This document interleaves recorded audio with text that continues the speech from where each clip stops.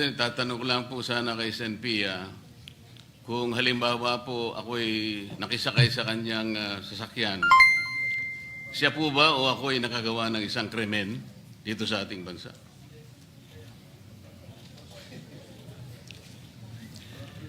Sa akin lang po, kung kahit sino sa mga kasamahan natin dito na they need a ride, na nangyari na yon. Minsan may event tayo, sumasakay ako sa kotse ni Senator Mig Zubiri, nakasakay na rin ako sa kotse ni Senator Loren, nakasakay na rin ako sa kotse ni Senator Angara. Sino pa sa inyo hindi nagbibigay sa akin ng ride? I would be happy to give a colleague a ride. But I'm just saying, that's why I had to repeat na I don't have an issue with Senator Bato arriving in the Senate. I have an issue with the aspersion of malice na parang patago kong pinarating dito na gamit ang kotse ko na walang katotohanan. Kaya to answer your question, wala naman hong masama doon. Yun nga po siya na rin po ang umamin na wala naman pong masama, ba't kinakailangan pong gawan pa po ng post yun? Pangalawa pong tanong, Mr. President, Senator Pia, kung halimbawa po ginawa ko yun, nakisakay ako sa inyo, dahil meron lang akong gustong pagtaguan. Hindi po ba napagtitibay natin, nakasabihan nating mga Pilipino, at nakuha ko naman talagang magtago dahil nakisakay nga ako sa inyo. Hindi ba napatunayan natin ang isang kasabihan, Mr. President, Senator Pia, na nagtatali-talinuhan ng matsing, nauutakan pa rin. Salamat po, Mr. President. Mr. President, this is not a response to Senator Marcoleta's questions or statements, but I just also want to put on record na yung tinatanggap ko po yung apology ni Senator Lacson. Wala akong problema sa akin yon. Kaya lang po, ako'y nakikiusap sa lahat ng kasamahan natin na mag-ingat naman tayo sa statements because these are very troubling times. Everybody's so sensitive. Kung sino yung kakampi mo, lahat na ng ginawa niya tama. Kung sino yung kagalit mo, lahat na ng ginawa niya mali. So why would you make a statement that would arouse angry feelings or questions about my credibility or about anything that would create any negative implication on your fellow senator? Sana po wag ganon. Yun lang sasabihin ko. Sana walang ganon. Kasi kung wala namang intensyon, di wag na lang sabihin, di ba? Yun lang naman po ang sa akin. Thank you very much. Yes, emotions are high, but we are all called to a higher calling. We all have sentiments. I don't think it will be stopped. It will come out in the next few weeks depending on the issue. Having said that, as Senator Pangilinan said yesterday, maraming issue, kailangan tumutok. For the record, sa kotse ko sumakay si Senator Bato, as he said. When I talked to him and said, how can I go in the Senate? I was aghast. Senador ka bakit problemang pumasok ka? But naisip ko yung commercial ni Amang Parika, yung sabi, sumakay ka pa. Kaya sabi ko, sa akin ka na sumakay. That's why it's so obvious that I knew he was here because when I spoke earlier. Having said that, an apology was made, an explanation was made, so move on from that. Senator Marcoleta, because you gave in to my request, I'm listed as first in the privilege speech. You're second. I will ask you if you want to go first. Thank you, Mr. President. And I rise on a question of personal and collective privilege. Senator Marcoleta is recognized. The sponsors of Senate Resolution number 395, four of whom, despite differences, I have my respects, except for one, Mr. President, are urging Senator Ronald De La Rosa to voluntarily surrender to the peoples of the proper authorities and seek judicial remedies in accordance with the Constitution and applicable laws and rules. Mr. President, I respectfully oppose this resolution on the ground that the moment Senator De La Rosa surrenders, he will be immediately brought outside Philippine territory and deprived of the protection and remedies of Philippine laws and courts. To surrender Senator De La Rosa is to effectively surrender Philippine sovereignty itself. The International Criminal Court Pretrial Chamber 1, Mr. President, has confirmed that it issued a warrant of arrest against Senator De La Rosa on November 6, 2025. It unsealed the warrant only on May 11, 2026. The warrant orders the arrest and surrender of Senator De La Rosa. Under Article 102 of the Rome Statute, to surrender Senator De La Rosa is to deliver him to the custody of the ICC in the Netherlands, a foreign jurisdiction where Philippine laws have no force and Philippine courts can do nothing. While the sponsors pretend that they want Senator De La Rosa surrendered to authorities in the Philippines, in reality, they want him handcuffed, dragged to the airport, dumped on a plane, and banished to the clutches of the ICC in the Netherlands. While the sponsors claim they want Senator De La Rosa to avail of Philippine judicial remedies, in reality, they want him removed from territorial jurisdiction of the Philippine courts and therefore deprived of the rights and remedies that every Filipino enjoy under our laws and constitutional protection of due process. In fact, Mr. President, if the sponsors will have their way, the Senator De La Rosa is transported to the Netherlands. The constitutional issues now pending before the Philippine Supreme Court will become moot and academic. The Philippine Supreme Court will be ousted of jurisdiction and prevented from fulfilling its constitutional mandate. There will be no end to this constitutional crisis, for in the years to come, the ICC, with much delight, will pick us up one by one, Mr. President. Only the Supreme Court, Mr. President, can stop this nonsense. The sponsors of Senate Resolution number 395 cited the service of warrants of arrest on the late former Senator Juan Ponce Enrile, former Senators Laila de Lima, and former Senator Antonio Trillanes. But please take note, Mr. President, they did not mention that their co-sponsor, Panfilo Lacson, evaded service of arrest warrant. The sponsors acknowledged that the late former Senator Enrile, former Senator De Lima, and former Senator Trillanes were all subjected to arrest warrants issued by local courts. For the record, Mr. President, all of them have exercised their rights under Philippine laws and availed of Philippine judicial remedies. Yet the sponsors are blind to the peculiar situation of Senator De La Rosa. Unlike the late Senator Enrile et al., who face arrest warrants issued by Philippine courts, Senator De La Rosa is facing an arrest warrant issued by the ICC, a foreign court which jurisdiction the Philippines does not recognize anymore. Moreover, unlike the former Senator Enrile et al., who availed of the rights and remedies of Philippine laws and courts, Senator De La Rosa will be deprived of all this, as he will be banished to foreign land on the other side of the planet, beyond the reach of Philippine laws, and forever detached from his family and constituents. Therefore, if the sponsors are sincere in their desire that Senator De La Rosa be accorded the same rights and remedies as those enjoyed by Senator Enrile et al., they should not allow his surrender to the ICC. They should instead withdraw Resolution number 395. The sponsors recognize that under Republic Act 9851, it is the regional trial court that has exclusive original jurisdiction over offenses constituting crimes against humanity.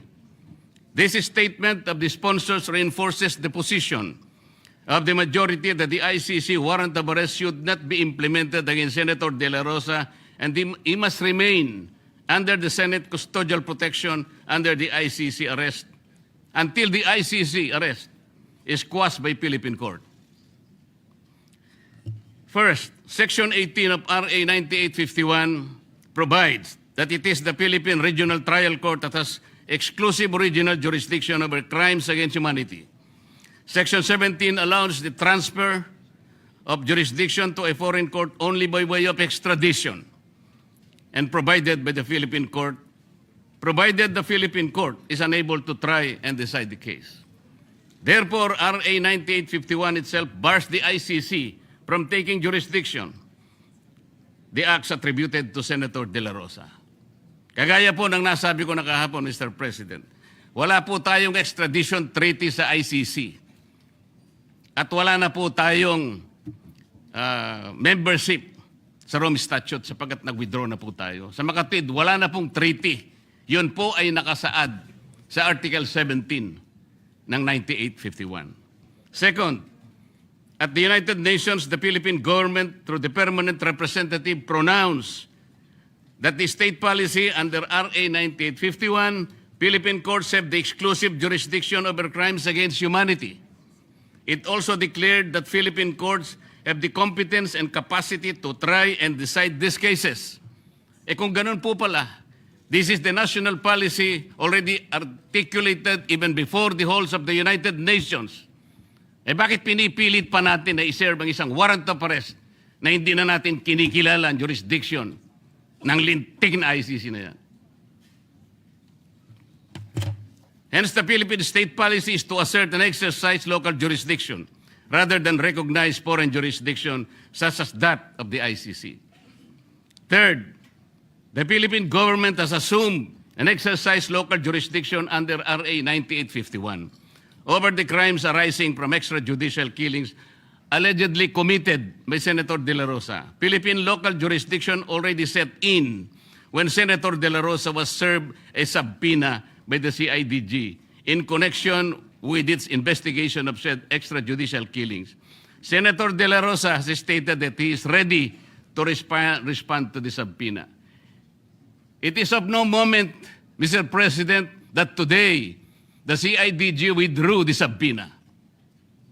It is a legal ruse. It's a legal legerdemain. Ang akala nila kung withdraw nila yung subpoena, wini-withdraw na yung case. No, Mr. President, the case is kicking and alive. It triggered already the jurisdiction of our National Prosecution Service and eventually the courts of this country. The crimes under investigation by the CIDG are the same crimes for which the ICC has issued a warrant, Mr. President. Under the principle of complementarity, said ICC arrest warrants can no longer be enforced because there is now a genuine domestic investigation and prosecution currently taking place in this country.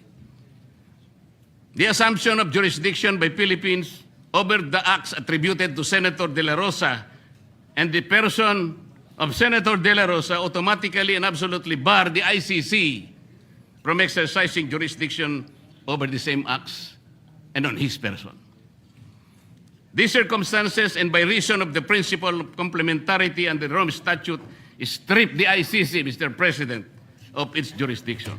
Therefore, given that the sponsors themselves admit that under Republic Act number 9851, Philippine courts have exclusive original jurisdiction over the crimes for which the ICC has issued an arrest warrant against Senator De La Rosa, given that the Philippines have assumed jurisdiction over said crimes when it served the subpoena on Senator De La Rosa, and given that Senator De La Rosa will respond to the subpoena, said sponsors cannot but agree that the ICC warrant of arrest should not be enforced on the good senator.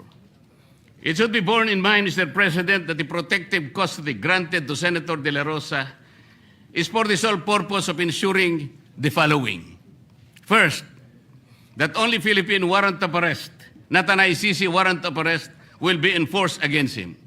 Second, upon service of Philippine arrest warrant, he shall enjoy all the rights and privileges granted by the Constitution and the laws of the Philippines. Third, that he can avail of all Philippine administrative and judicial remedies and processes.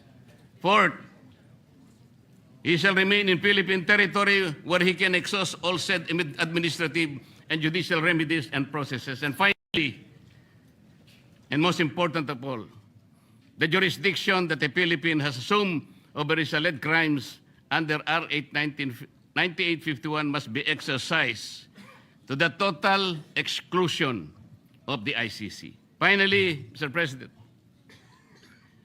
The sponsors of Senate Resolution number 395 question the constitutional and statutory basis of the resolution granting De La Rosa, Senator De La Rosa, the protective custody of the Senate.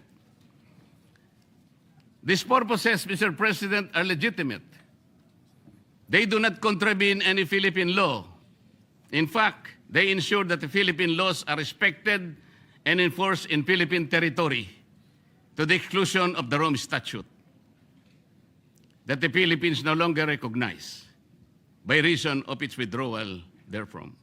The protective custody granted to Senator De La Rosa addresses not only an extraordinary threat to his liberty, but also an existential threat to the integrity of the Philippine Senate, and by extension, a grave peril to the independence of the Republic itself from foreign interference. It is a threat emanating from a source that the Philippine Constitution laws did not anticipate.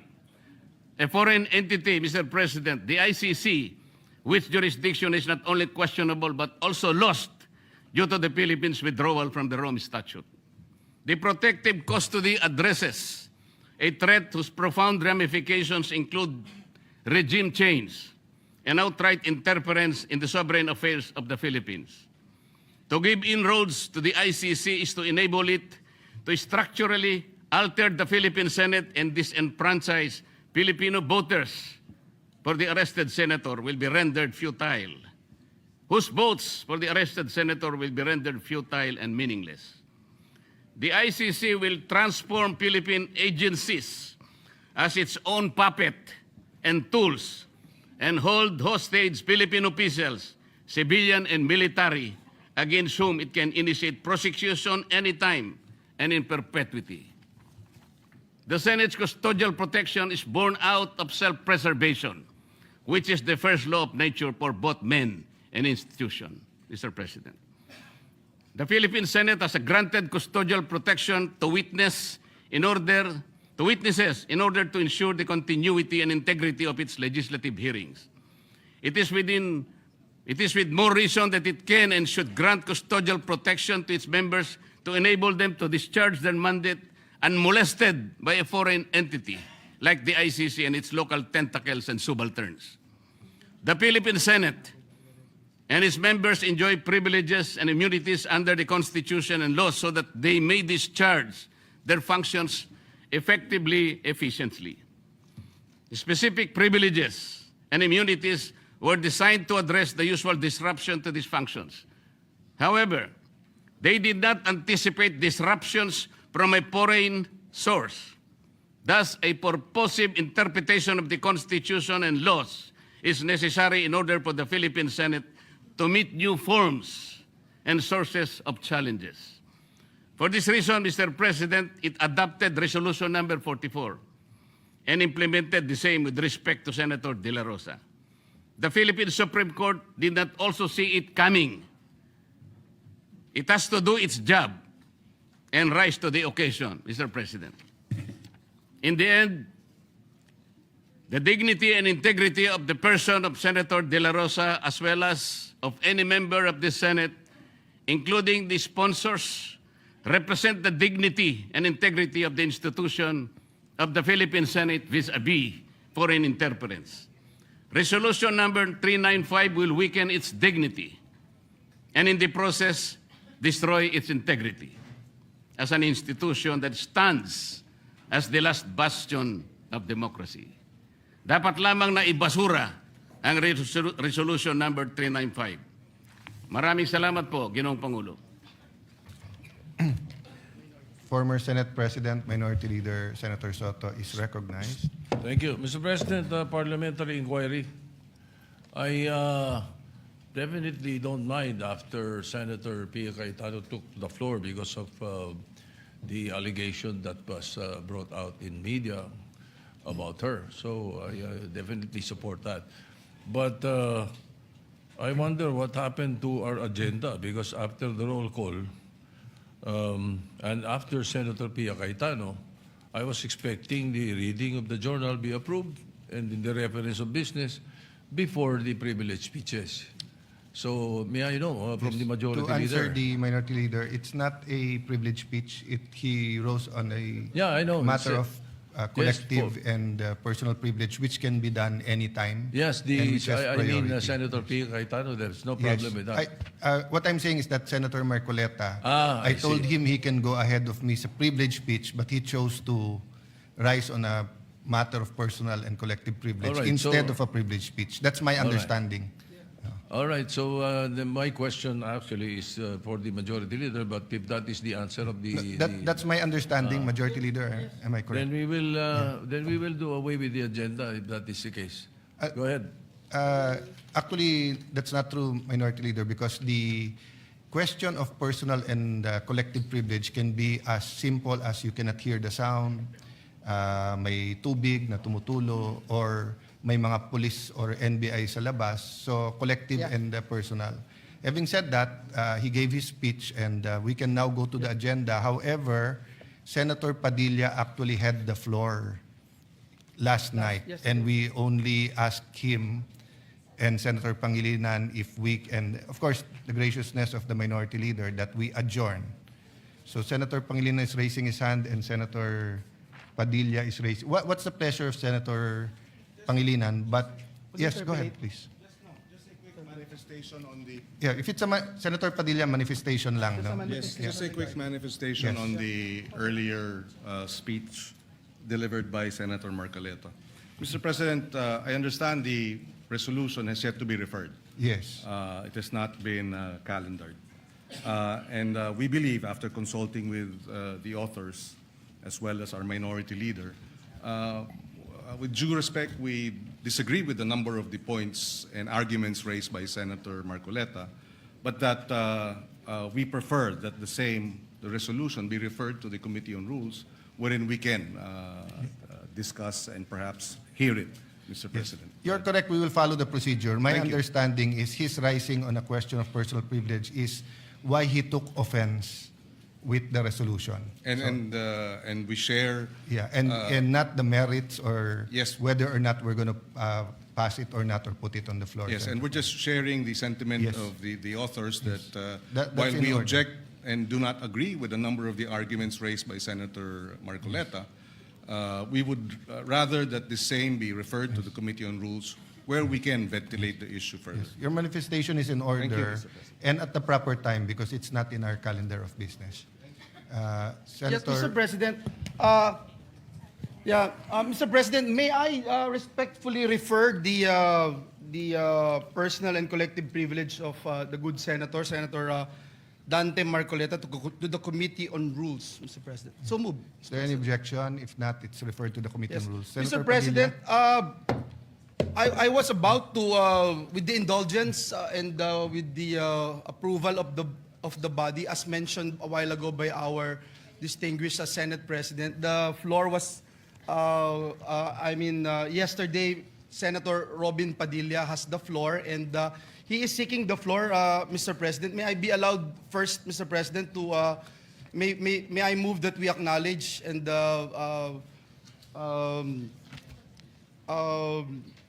recognize the good gentleman, Senator Robin Hood Padilla. Senator Padilla, you're recognized. Maraming salamat po, Ginoong Pangulo, at sa ating pinunong mayorya. Mga mahal kong kasama, mga kagalang-galang kong kasama, at mga karespeto kong mga kasama, meron po akong naiwang usapin kahapon sa ating sesyon. Tungkol po ito sa asal o decorum ng isa sa ating kasamahan. Kaya naman, muli po akong humingi ng pagkakataon na makapagsalita ukol dito upang ipaalala at bigyang diin ang ating mga alituntunin dito sa Senado. Naniniwala po ako na mahalagang mapanatili natin ang respeto, paggalang at kaayusan sa bawat pagdinig at talakayan. Ayon po sa ating rules, ang sabi po dyan, Section 93, Rule number 34, Unparliamentary Acts and Language. Ang sabi po dyan, acts and language which offend a senator or any public institution shall be deemed unparliamentary. Sa wikang Pilipino, ang mga kilos at pananalitang nakakasama ng loob sa isang senador o alinmang pampublikong institusyon ay itinuturing na hindi naaayon sa kagandahang asal ng parlamentaryo. Malinaw po na sutuntunin na ito ng Senado na anumang kilos at pananalitang nakakasama ng loob sa isang senador o sa alinmang pagpampublikong institusyon ay hindi katanggap-tanggap. Bilang sanggunian, ipapakita ko po sa inyo ang isang video ni Senador Kiko Pangilinan kung saan makikita ang isang mainit na palitan sa pagitan niya at ng isa pang nating senador at ngayon ay Senate President bilang halimbawa ng kontekstong aking tinutukoy. Pwede mo ba sabihin sa anak mo, anak, pag mali sila, gumawa ka na rin ng mali. Anak, okay lang mangbastos kasi mas bastos sila eh. Anak, okay lang magbully kasi mas bully sila. Ako, hindi ko sasabihin yon. Ako, sasabihin ko, At hindi yun ang sinasabi. hindi, yun ang sinasabi mo, Mr. President, and I'm No, not yet Mr. finished. President. Kasi Of course you said, tama We si beg to Tariela. disagree, Mr. President, I'm not yet finished. No? Well, we beg to So, Mr. President, this is the question. The resolution, Ayun po, nakita po natin na napakagandang halimbawa na ilang beses pong gustong magsalita ni Senator Kiko Pangilinan na hindi dumaan sa tamang procedure na hindi binanggit ang Mr. President. Pumapasok po siya sa usapan, ngunit naging magalang ang Senator Alan Peter Cayetano sa mabuting pananalita. Sinabi po niyang, I'm not finished. Kahapon po, nakita po natin ang pangbubulyaw ng ating kasama. Ang sabi po nila, tayo daw po ay balat sibuyas. Hindi po yan pagiging balat sibuyas. Ito po ay nasa rules of the Senate. At ang sabi din po ng ating dating Senate President, na ito daw po ay nangyayari talaga, nagsisigawan. Mga mahal kong kasama, kung ikaw ay nagsasabi ng iyong talumpati at ikaw ay passionate, okay lang yun. Pero para sigawan mo ang kasama mo, nasaan ang rules of the Senate? Si Ginoong Kiko Pangilinan ng ating senador ay ilang beses na pong senador. Ako po ay neophyte kung tawagin. Napakainam po sana kung pakitaan niya ako ng magandang asal at ipakita sa akin na ganito, iho, ang pagsasabi ng I'm not finished. Hindi yung I have the floor with the burning eyes and the very high voice. Ladies and gentlemen, on record po ito. Nangyari po ito on record sa Senado. Humihingi po siya ng pag-abot ng kamay sa akin, hindi na on record. Paano ko po tatanggapin ng kamay niya? Ginawa niya yan on record. Kaya sana po, hinihingi po natin bilang pakikiisa sa aking dasal, na siya ay, kung siya talaga ay nais niyang mag-abot ng kamay, on record. Sabihin niya mismo sa plenaryo na siya ay nagkamali. Katulad po ng ginawa ni Senator Lacson na tumayo kanina at nagsabing siya ay nagkamali. Hindi po ito usapin ng lalabas tayo sa media at sasabihin mong balat sibuyas ako. Di tapon na natin itong rules of the Senate. Tapon na natin to. Di pa natin pala susundin eh.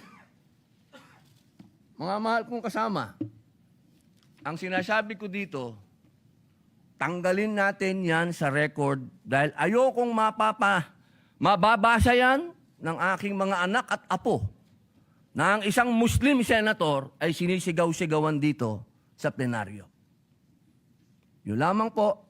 Maraming salamat po sa binigay niyong pagkakataon. Thank you very much, Senator Robin Padilla.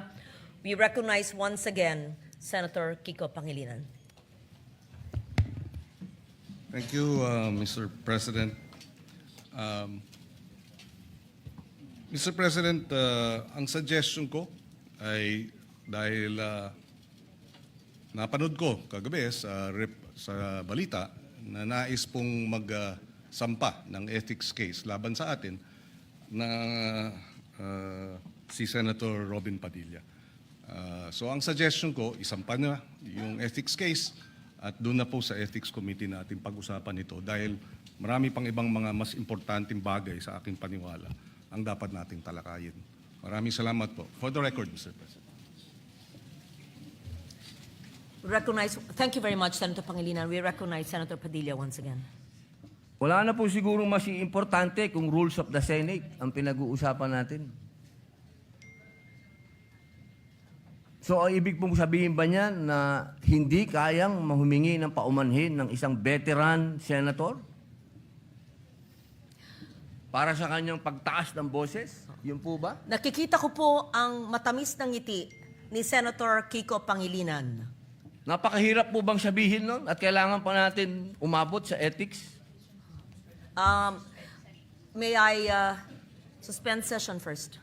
Juncture, our distinguished Senate President, Senator Alan Peter Cayetano, would like to avail of the privilege hour. But before that, Mr. President, Madam President, may I be allowed to move that we dispense first with the reading of the journal of the 62nd session, May 11 and May 12, and consider the same as approved. I so move, Madam President. Any objection? Hearing none. Motion is approved. Madam President, our distinguished Senate President, Senator Alan Peter Cayetano, would like to deliver a privileged speech. I move that he be recognized, Madam President. We recognize Senate President Alan Peter Cayetano for his privileged speech.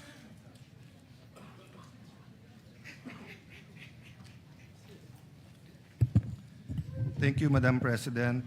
Dear colleagues, the book of James talks about faith, and the book of James basically tells us that faith without action is dead. So, importante po ang faith, pero importante po ay kumilos tayo ayon sa ating pananampalataya. Everyone has faith. Some people have faith in money, some people have faith in relationships, some people have faith in power.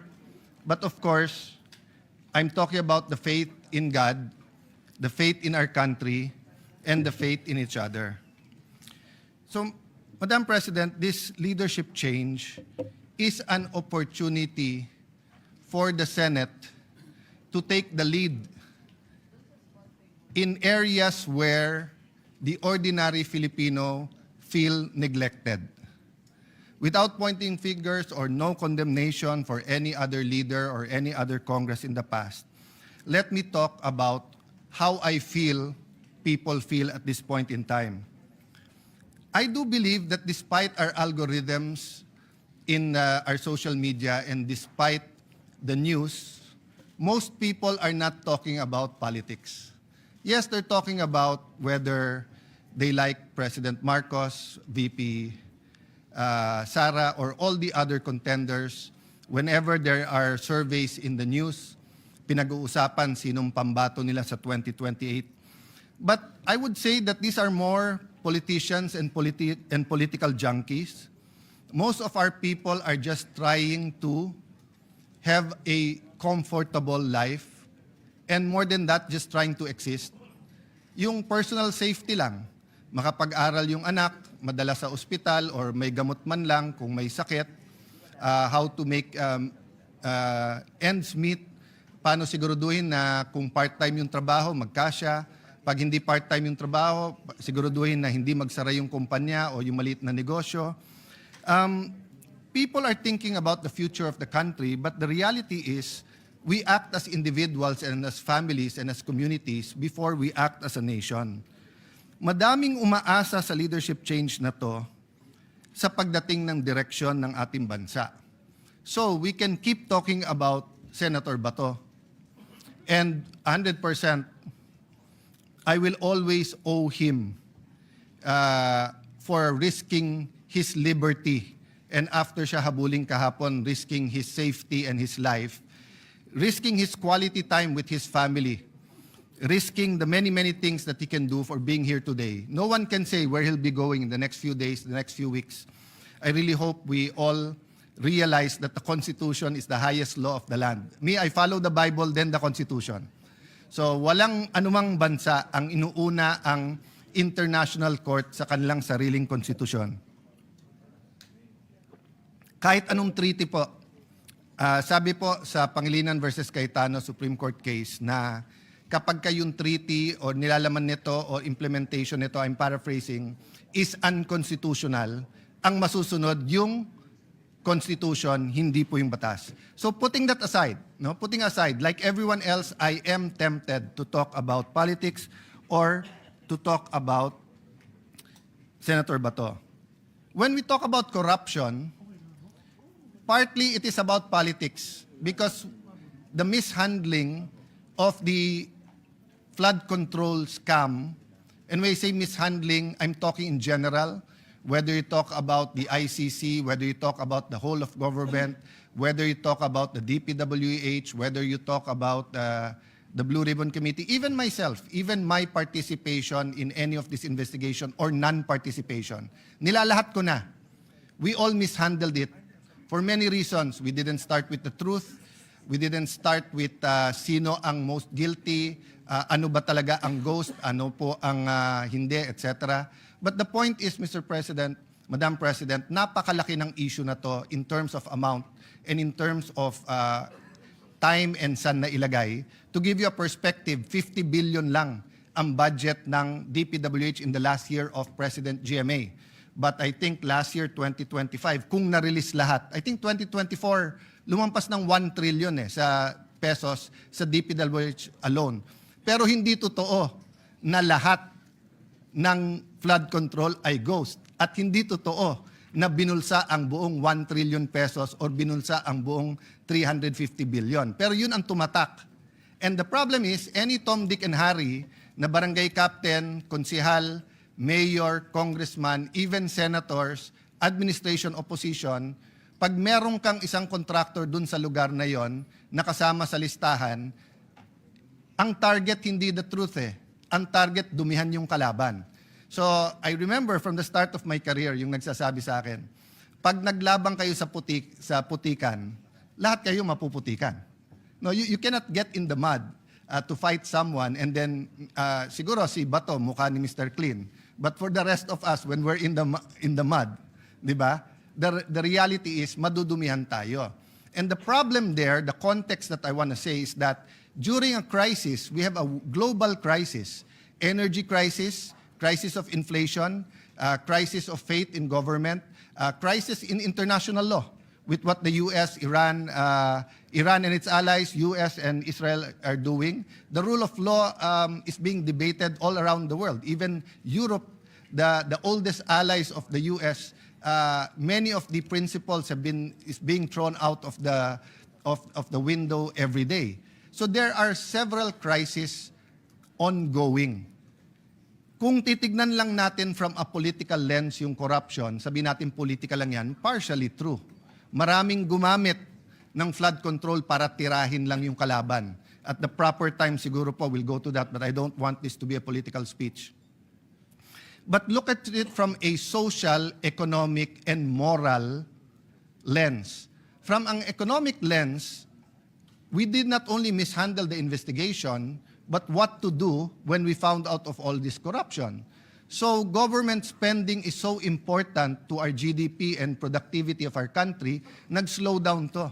Until today po, hindi masyadong nagre-release ang DBM at nahihirapan pa rin ang DPWH at yung ibang ahensya na mag-bid. Maraming dahilan yan. Ito problema. Dalawa haharapin natin. Tag-ulan, so malamang maraming baha na dadating. And wala naman nagbago since the flood control scam So malamang marami tayong baha. God forbid, sana hindi. But ang problema towards the end of the year, opposite naman ang problema. meron daw po tayong super El Nino. So sobrang init at walang tubig, apektado naman ang ating agriculture. I hope all the predictions about the calamity and the state of our economy will be wrong. I hope it will be very, very much rosy. But if you look at the GDP projections, for example, since the last quarter last year, 50% off eh. So pag sinabing 5%, 2.5%. Pag sinabing 6%, 3% lang. Ang layo. And the GDP might look like, a highfalutin economic term, and I'd rather use presyo, trabaho, kita. Masyado ba mataas ang presyo na hindi natin mabili yung dapat natin bilhin? Maliit ba masyado ang kita na hindi pa rin natin pwedeng bilhin yung gusto natin bilhin kahit mababa ang presyo? And trabaho. May trabaho ba ang tao? And not only trabaho na kumikita ang tao, but trabaho ba na may dignidad? So from an economic lens, corruption affects our everyday problems. And I think during the times that we talk about big scandals in our country, corruption scandals, suddenly, hindi lang presyo, trabaho at kita, hindi lang PTK, may isa pang K or C if English ang gagamitin natin, corruption. So right now, I feel that on the mind of every mother, of every father, of every lolo, lola, is the basics, health, education, pagkain, kuryente. Of course, sa mga highly urbanized, it's the internet, no? Food prices are steadily rising. Unfortunately, it seems that the 7% inflation rate is here to stay. Hindi mawawala yon. So just put it simply, kung kumikita ka ng 100 pesos in the year, 93 pesos lang ang halaga ng pera mo kasi 7% yung inflation. I mean, you can argue with me about the math, pero simplihan lang natin, di ba? If you have 1,000 pesos, 930 na lang yan. If you have 10,000 pesos, 9,300. So hindi masyado tumataas ang minimum wage at ang sahod sa ating bansa. Pero yung presyo ng bilihin, at least 7%. Yun ang problema natin sa food prices. Bakit po? Hindi naman po lahat sa inflation rate ay food prices, although most of it is food prices. So food is rising even higher than 7%. We are an archipelago where we lack fish. Hindi tayo makapagpangisda. I mean, I know Senator Pangilinan spoke much about this and many other senators in the past, but that's a reality now. Hindi natin makalimutan yung mga ka-age ko na ang isang kampanya po ni Madam President Cory Aquino noon is magkano ang presyo ng galunggong at that time in 1986. And short time after that, or sometime after that, nag-i-import na tayo ng galunggong. Ngayon po, luxury na po ang galunggong. In fact, nung araw sabi sa amin, may asin ka lang, o I remember yung kwento ng aming dating Vice Mayor, may kapitbahay siya na may mga shell ng kuhol. So gagataan nila yon at libre pa naman ang kangkong nung araw. Pagkatapos nila gataan at kainin yon, ibibilad nila yung shell. Bakit po? Kasi pag hiniram nung kapitbahay yung shell, gagataan ulit dahil ang kailangan mo lang ay yung gata at saka yung kangkong, tapos yun ang ulam sa kain. But we know in the last 10 years, pati kanin naging luxury na. Kaya nga may makikita kang pamilya ng 4, 5, 6, 7, isang noodles na hati-hati na. Of course, we did not ignore that. We have passed many laws making sure that we fortify even the noodles. We have kahapon, Senator Tulfo, yung AIX law. We have many interventions, no? But this crisis that we are facing, hindi natin ramdam kaagad dito sa Senate kasi air condition, kasi kahit papano, mataas ang sweldo. Di ba? Ang unang nakaramdam nito, mga tricycle driver, jeepney driver, yung mga naka-diesel. Pero nabigyan isang beses ng ayuda, that doesn't mean okay na sila. Kasi pababa ng pababa yung kanilang kita. More than 70 days after February 28, the economic slowdown is now affecting our investment level. Even the sentiment, nagdadahan-dahan na. And even yung mga sigurado, katulad halimbawa ng mga pharmaceuticals, medyo wala eh, kailangan mo talaga bumili ng gamot kung may sakit ka. But most of our medicine is imported. And even those that are generic and are produced in the Philippines, to get them through Metro Manila with the traffic and the logistic costs have doubled. Not to mention, if you have to bring it to Masbate, you have to bring it to Aklan, to Catanduanes, to Romblon. The logistics in Mindanao or even Batanes is incredible because, again, apektado tong lahat. The prices of gas was expected to go back to normal during the first few days of the crisis. Unfortunately, tinamaan yung critical infrastructure. So halimbawa po, sa Qatar at Bahrain, nung tinamaan po ang natural gas, ang subproduct or yung byproduct ng natural gas is urea or yung pangunahing ingredient or ginagamit na fertilizer. So tatlo kagad yung tama. Bakit?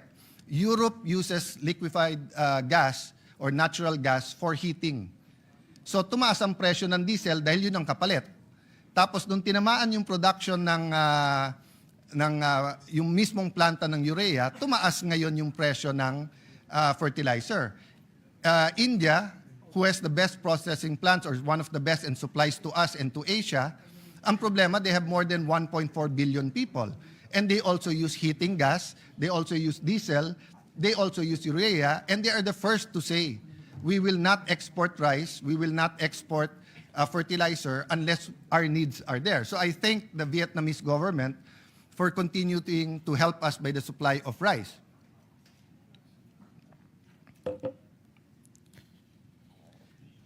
In a recent survey, only 10% of people believe that government, so hindi lang po to hindi lang to Office of President, Vice President, Senate, House, local governments, although ang tingin ko kung magsa-survey tayo, mas mabango ang mga local governments kasi sila ang frontline. Only 10% of people believe that we are actually addressing the high prices of even the basic goods. 90% says that inflation, wages, 95% says that all of these are serious issues. 75% says that corruption has increased in the last 12 months. Not only that we're not addressing it properly.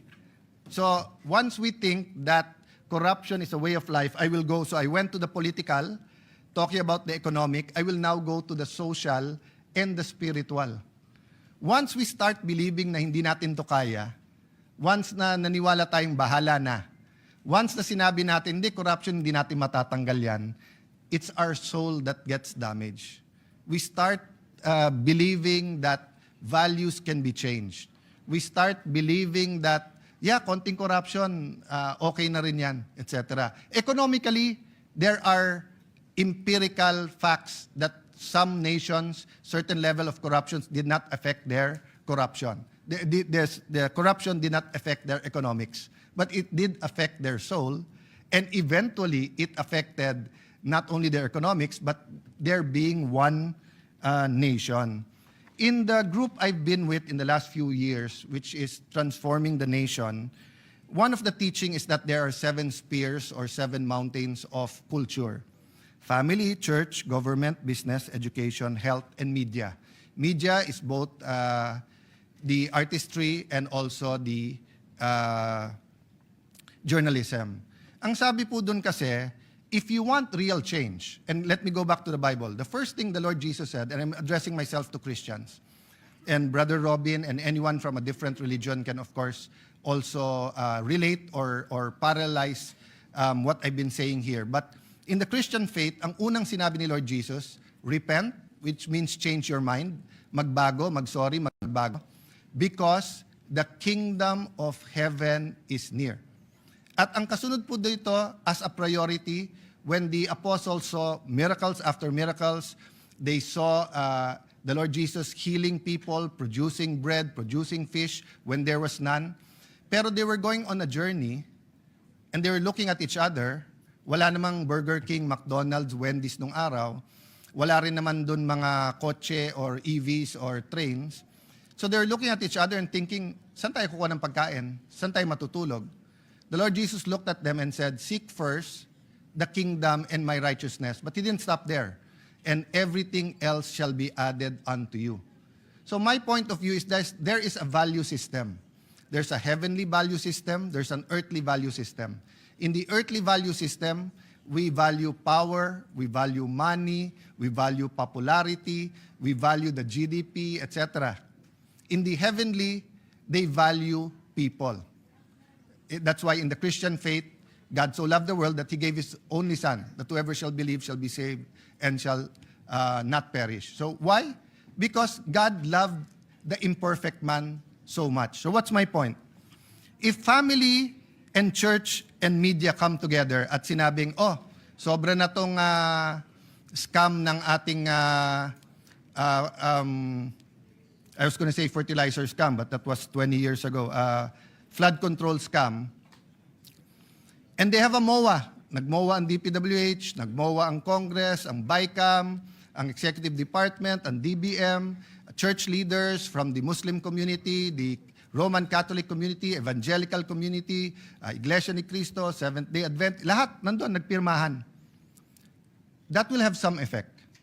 But if the media, for example, movies, are saying, okay lang naman magnakaw basta't konti. Or iba na yung nakakalamang, etong anak ko, medyo hindi ganun kagaling sa school, pero magaling mangopya. Kaya honor siya. Or let's say in health, di ba? Kung sasabihin sa kanya na, alam mo, hindi ka gagaling kung wala tong gamot na to. Pero di ba na, nakawin na lang natin kasi corrupt din naman ang gobyerno.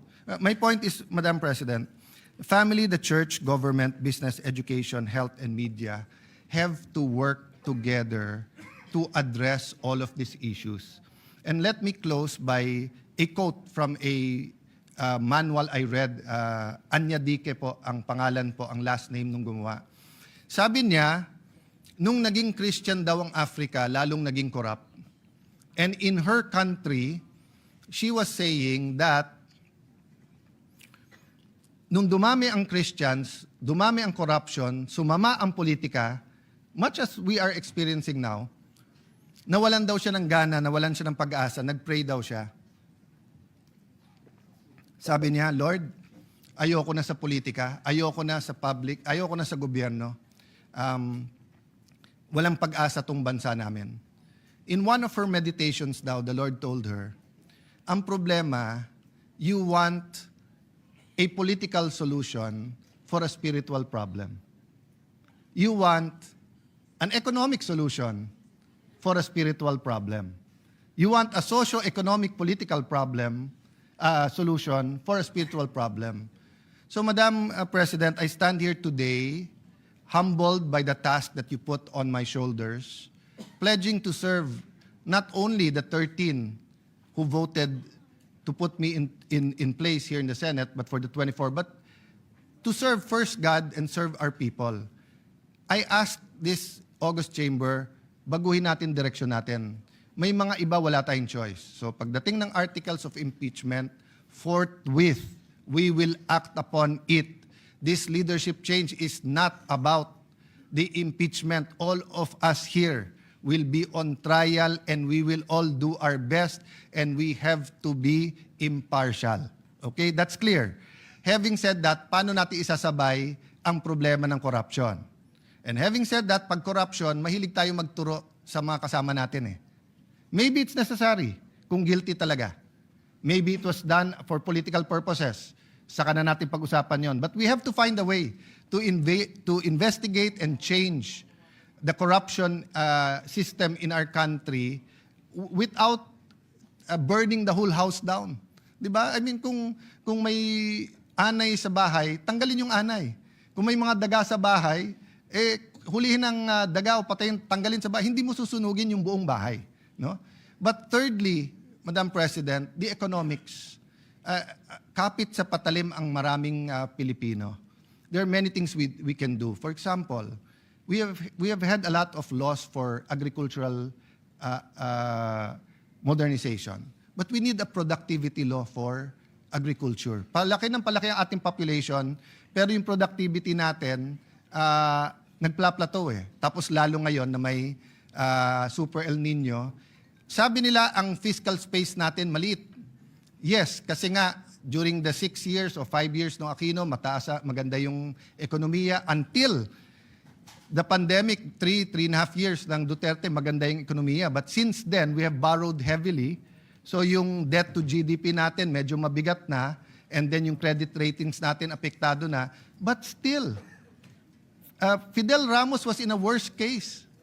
And he was able to say 10% savings at ilipat yung 10% na yun sa mga priorities. Korea at one point in time had so much faith in their leaders that they sold personal owned jewelry to pay their national debt and to rise up. Japan was devastated by 2 atomic bombs. But look at Japan now. So, Madam President, I'm here to stand today to say, let's list down our priorities together with the minority. Ano yung 5, 7, 10 na pinaka-importanting batas? So I'm meeting with the LEDAC people tomorrow kasi may LEDAC sa Tuesday. And hopefully, any member of this Senate submit to the Secretariat by tonight or tomorrow. Ano yung priority? But ang aking lang ipapakiusap sa inyo, wag muna yung personal advocacy kahit maganda. Ano yung game changers na mababago ang direksyon ng ating bansa? Many of our bills are important. Many of our bills have been pending for 50 years. Many of our bills are controversial. But I am sure there are 3, 4, 5, or maybe 7 or 10 bills in agriculture, in health, in education, in finances of this beloved country that we can do para pag sinabi, tara, trabaho na tayo. Hindi trabahong politika. Hindi trabahong tirahan, hindi trabahong bato-bato sa langit pag dumating sa Senado, sinong magagalit. Hindi po. Trabahong tapos na yun eh. Tapos na Monday, tapos na kahapon. I'd like to take this opportunity. Ang CIDG po nagsabi today, kung tama yung news report, they will respect our having custody of Senator Bato. So, hindi na siya isusupina. But with the permission of Senator Bato, if they want to investigate the EJK, they can come here and they can interview you. Di ba? None of us are above the law.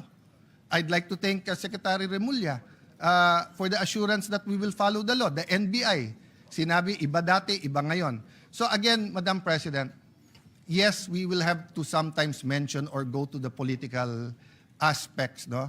I want to honor Senator Pia for saying yesterday,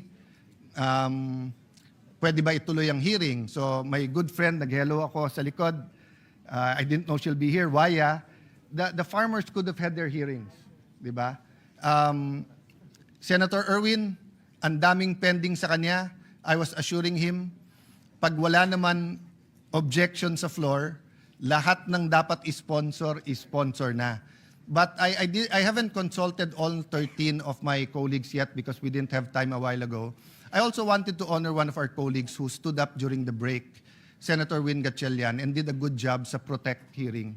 No, I also believe that talagang itatayo naman ng executive yung uplift. But tingin ko, napabilis at napataas yung uplift dahil sa Protect. So at the proper time, Majority Leader, if there's no objection from everyone, I would ask if today we can ask him to continue as chairman of Protect. Because precisely everything I've said today, maybe except the spiritual side, but Win is also a brother in Christ. And regardless of our religion, you know, the spiritual side is always there when we love our neighbors. So, Madam President, dear colleagues, thank you for this opportunity to give me this opportunity to express what really is in my heart and mind. So may God bless the Philippines and God bless us all as we humble ourselves before the Lord and God. Thank you very much, Senate President Alan Cayetano. We take note of everything that you said. And Majority Leader, Yes, when would Madam this be President, as much referred? as I wanted to give my views as well and not to belabor the list of our colleagues who wanted to deliver their speeches, the gentleman from Palawan, I think Senator Erwin Tulfo, would like to ask some questions. I move that he be recognized, Madam President. We recognize Senator Erwin Tulfo. Is this a manifestation or No, interpellation? Madam President, Yes. this is not a manifestation or interpellation. Rather, it is. I would like to address this to our new Senate President while he's still on the floor. It's a parliamentary inquiry. It is regarding on the status of the motion made by Senator Kiko Pangilinan yesterday on the holdover capacity of the outgoing Senate committee chairpersons in relation to Section 19 of the rules of the Senate as raised by Senator Escudero. May we know, Mr. President, your ruling on this? Yes. Thank you. May I ask permission from the presiding officer and the majority leader to answer? Madam President, before before that- we entertain the Yes. parliamentary inquiry, may we refer, if there's no other member of this August chamber who would ask questions with regard to the privilege speech of our... Yes, let me before just we remind the entertain body. because Yes. it's outside the privilege speech. Unless the inquiry would be from the privilege speech of our Senate President, from the gentleman from Palawan. Let us put it in context. The good gentleman from Palawan stated that this is not a manifestation or an interpellation. We will answer him at the proper time. In the meantime, may I hear from the majority leader the referral of the privilege speech of the Senate President, assuming nobody wishes to interpellate. But we will not forget the parliamentary inquiry of Senator Erwin Tulfo. Thank you. Yes, Madam President, I was told that the gentleman from Valenzuela, Senator Win Gatchalian, would just like to make a short manifestation with regard to the privilege speech. We May I recognize. move that he be recognized, Madam We President? recognize Senator Thank Sherwin you, Gatchalian. thank you, Madam President. Thank you, Majority Leader, and to our Senate President. Maraming salamat po at na-mention po yung Protect kanina at nagpapasalamat po ako dahil ito po ay brainchild ng ating Senate President Alan Cayetano, ang dati nating Senate President Tito Soto, and the former Majority Leader, si Senator Mig Zubiri. The timing was impeccable. Importante po yung timing. At nung bago ho tayo nag-adjourn, yun po yung kahuli-hulian nating binuo itong ad hoc committee. At kaagad ay nagkaroon ho tayo ng hearing at kaagad nagbigay ho tayo ng 49 recommendations before the Holy Week. In fact, I will give a privilege speech on those 49 recommendations, of which halos kalahati po ay na-implement po ng ating executive branch. Importante po yung timing, no? Because timing is everything. At that time, kahit napapunta ho tayo ng break, ang Senado ay umakto na mabilis para po ma-analisa, makita po yung problema, at magbigay po ng recommendation kaagad. Marami dito sa recommendation ay executive action, pero I agree with our Senate President, marami rin ho dito kakailanganin ng further study, further analysis, as well as legislative action. So, papasalamat po ako sa mabilis ng action ng ating kapulungan. Maraming salamat. Thank you very much, Senator Gatchalian. Let me just put on record na dahil nauna ang Protect Committee as chaired by Senator Sherwin Gatchalian, nung nakaraang susunod na araw ay doon nagtatag ng komite ang executive pagkatapos ng Senado, if my Madam President. dates are correct. So thank you, Senator Sherwin. And Madam President. We recognize Senator Cayetano. And the context of, I actually had a conversation with Senwin, but of course I said I'll consult the majority members. What I did, instead of attending the Protect, because I saw you very decisive there, I saw Senator Marcoleta, Senator Joel, I think Senator JV attended. Of course, Senator Win was always there. Senator Erwin was there. So what I actually did is to ask businesses by groups, pharmaceutical, manufacturers, EVs, to meet me in a small room, 4-5 at a time. Yung iba, I didn't ask them permission to ask their name, but sabi ko, Senwin, in a big business group, no? So yung pinaka dumating sa akin, humahanap sila ng clarity. But yung mga kwento nila, for example, FDA. Pero sabi nila, sir, panay FDA pinag-uusapan nyo, pero problema din namin yung HTA. Di ba?